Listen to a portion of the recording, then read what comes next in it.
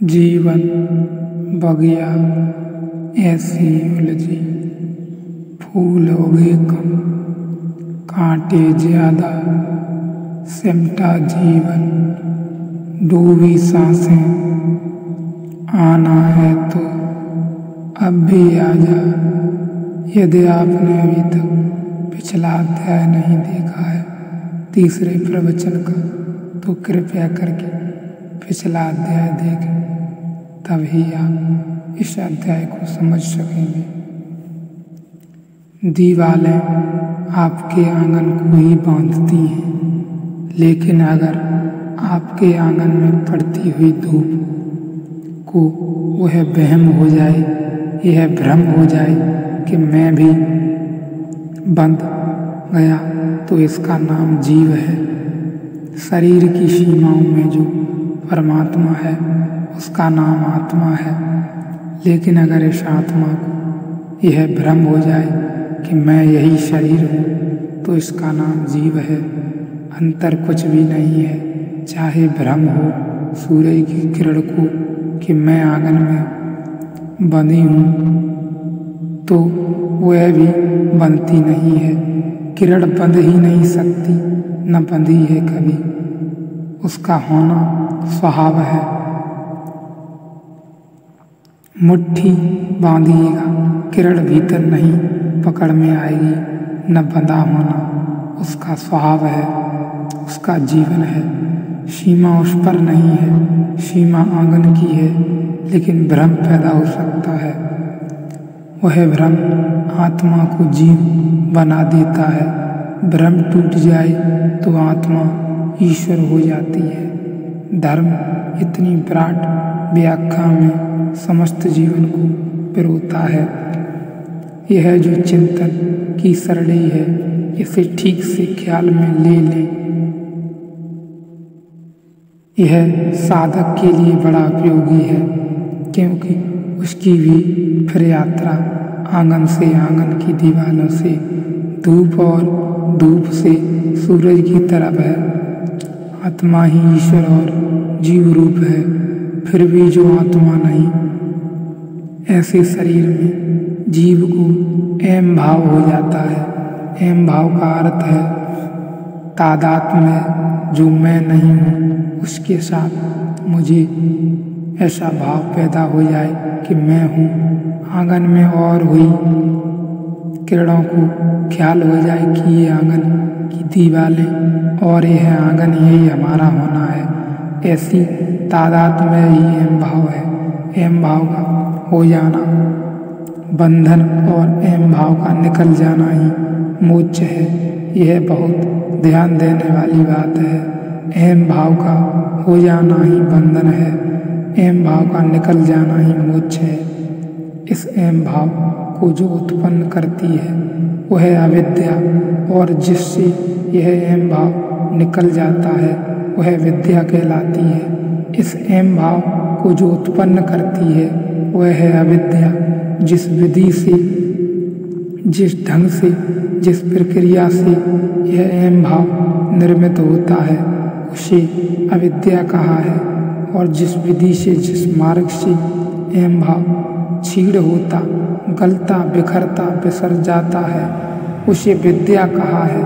हम सब अविद्या में ही जीते हैं, क्योंकि हम सिवाय अहंकार निर्मित करने के और कुछ भी तो नहीं करते। चाहे हम धन कमाते हों तो भी अहंकार निर्मित करने को ही कमाते हैं, और चाहे हम ज्ञान इकट्ठा करते हों तो भी हम अहंकार को भरने के लिए ही इकट्ठा करते हैं।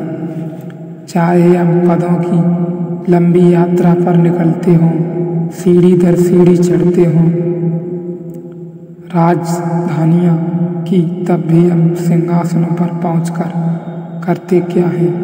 यह सवाल हमारे मन में भी होगा। हम उच्च से उच्च अवस्था में पहुंचकर करते क्या हैं? सिंहासन पर आप प्रतिष्ठित नहीं होते, अहंकार ही प्रतिष्ठित होता है। अहंकार ही दिखाई पड़ता है। राजमुकुट आपके सर पर नहीं रखे जाते।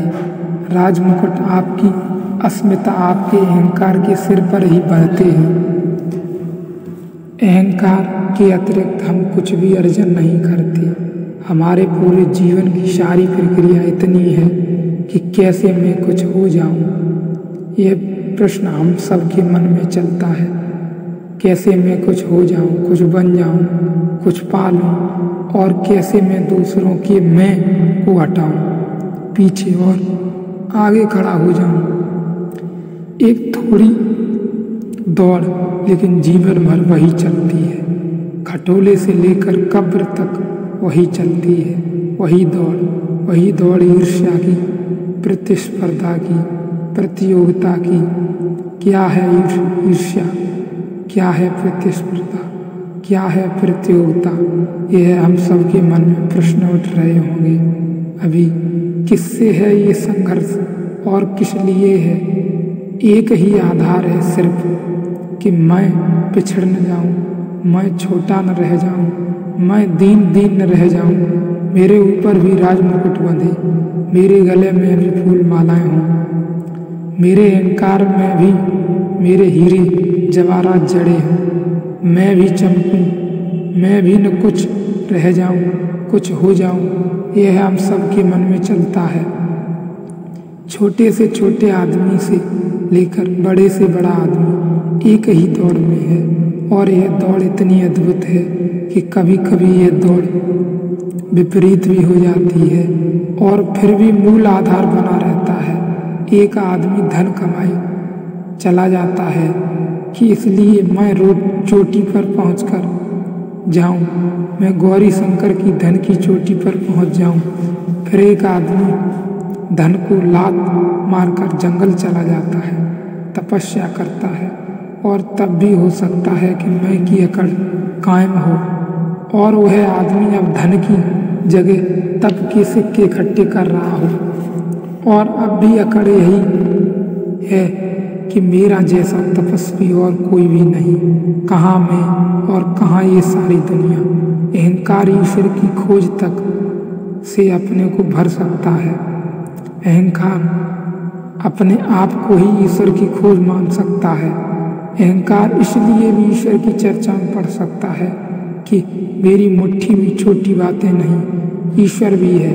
अहंकार के अर्जन की प्रक्रिया अगर अविद्या है तो हम सब अविद्या में जी रहे हैं, और जिसे हम विद्या कहते हैं, विद्यालय कहते हैं, जिन्हें हम विद्यापीठ कहते हैं, विश्वविद्यालय कहते हैं, अगर ऋषि की बात को समझते हैं वे सब कि अविद्यालय और अविद्यापीठ है, यदि ऋषि की बात को समझते हैं, क्योंकि वहाँ सिर्फ अहंकार को भरने के अतिरिक्त और तो कोई कला सिखाई नहीं जाती।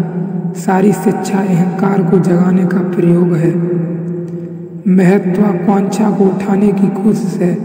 तो बाप बेटे से कह रहा है कि पिछड़ मत जाना, अपनी क्लास में नंबर 1 आना। बाप दुखी होता है, लड़का पिछड़ जाता है, तो लड़का नंबर 1 आ जाता है, तो बाप भी जैसे नंबर 1 आ जाता है। दौड़ना है सबको, एक ही खेल है, लेकिन यह खेल समझ से है। अगर यह अविद्या है तो हमारा जीवन अविद्या, तो विद्या हमें कोई पता ही नहीं है, विद्या का हमें कोई संचार ही नहीं पता। हमारे अंदर विद्या कैसे जागृत होगी, कैसे ये अहम भाव खत्म होगी, आत्म रूप में आएगा, यह हम सबको पता ही नहीं। इसके लिए अगले अध्याय में देखें।